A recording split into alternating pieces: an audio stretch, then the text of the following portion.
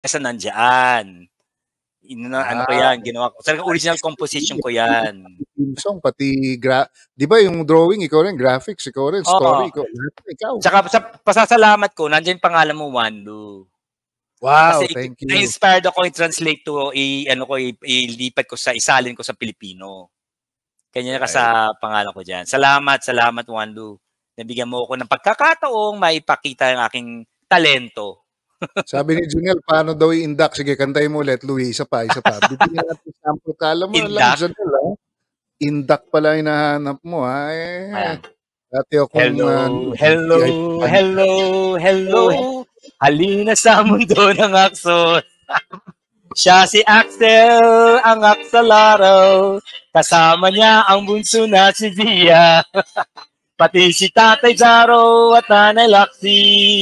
Nakakatuwa sila. Hello, hello, hello, hello. Halina sa mundo ng aksos. Malaki man sila o munti. Lahat sila ay nagkakaismo. Ayun na.